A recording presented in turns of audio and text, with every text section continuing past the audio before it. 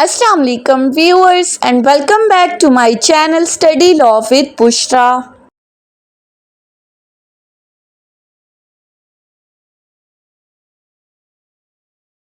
So in today's video we are going to discuss the topic of application filed under Order 7 Rule 11 of CPC 1908. But before starting the discussion, I request you all to please subscribe to my channel and don't forget to press the bell icon for latest updates. Do share this video with your friends and don't forget to comment your feedback. So let's move towards the discussion. Practical point of view से ये बहुत ही ज़्यादा important topic है।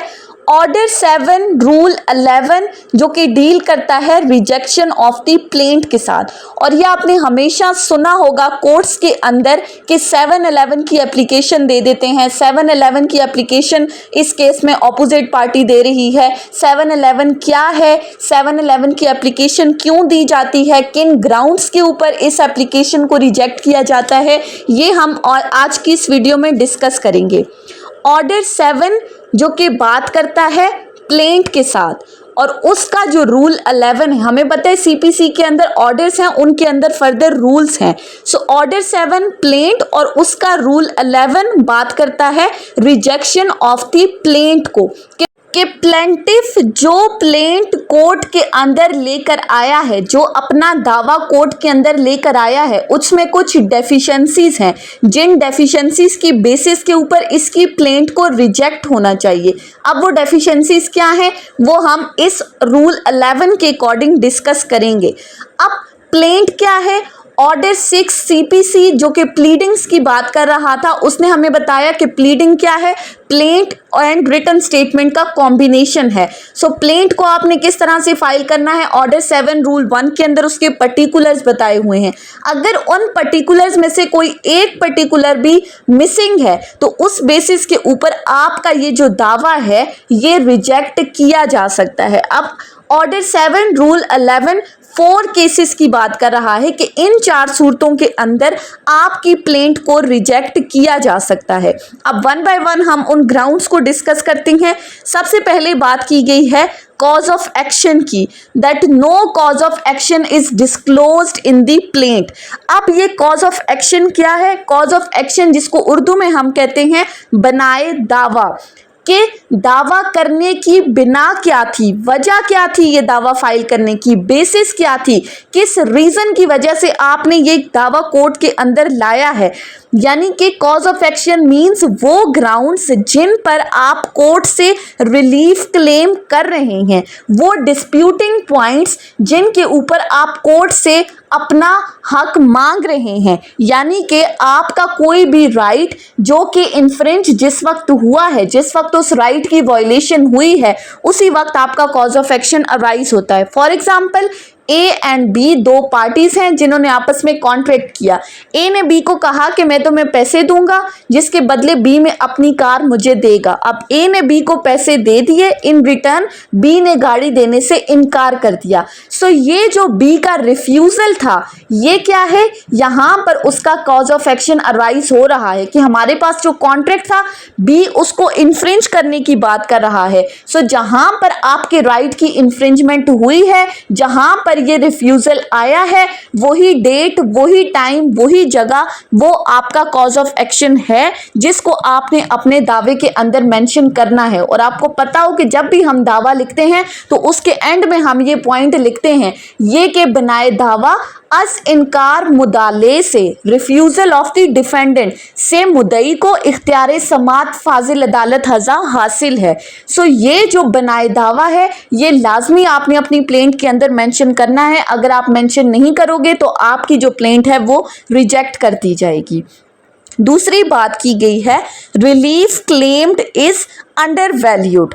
अब इसका क्या मतलब है, फॉर एग्जाम्पल आपकी जो प्रॉपर्टी इन्वॉल्व्ड है, जो डिस्प्यूटेड प्रॉपर्टी है, उसकी आपने प्रॉपर वैल्यूएशन करनी है, प्लेंटिफ ने उसकी वैल्यूएशन करनी है। किस लिए, for the purposes of the court fee, ताकि आप कोर्ट फीस जमा करवा सको। कोर्ट फी एक्ट के अकॉर्डिंग आपको बताया गया है कि आपने कोर्ट फी जमा करानी है। सो अगर कोई प्लेंटिफ अपनी प्रॉपर्टी की प्रॉपर इवैल्यूएशन नहीं करता, उसकी मालियत कम बताता है सिर्फ और सिर्फ इस वजह से ताकि वो कोर्ट फीस से बच सके, तो वहाँ पर भी उसकी प्लेंट जो है वो रिजेक्ट कर दी जाती है।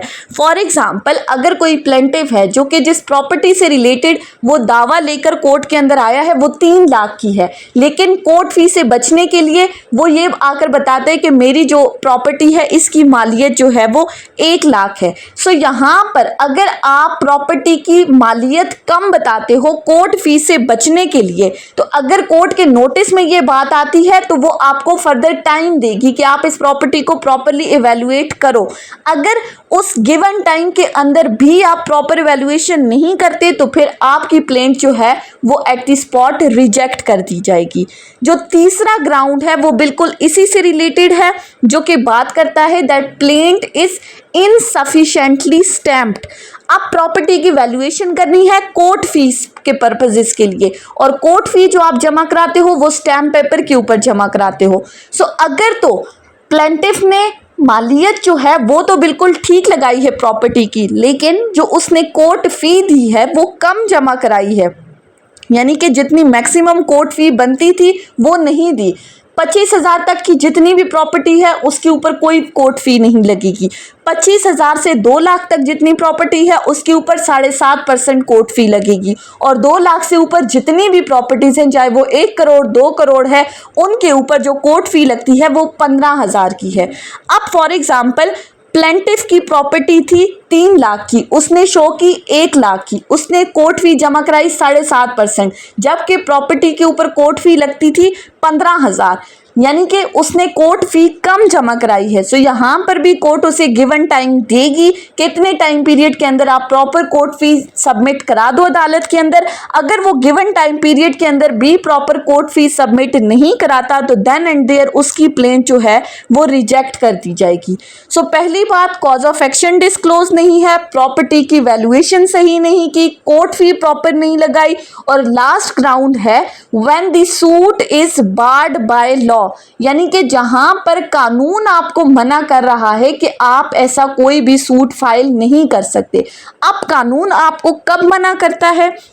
फॉर एग्जाम्पल, सीपीसी का सेक्शन 11 उठाकर देख लें, जो कि बात करता है रेस जुडिकाटा की, कि अगर एक सूट ऑलरेडी डिसाइडेड है तो same party same cause of action के ऊपर उस डिसाइडेड सूट को दोबारा इंस्टीट्यूट नहीं कर सकती।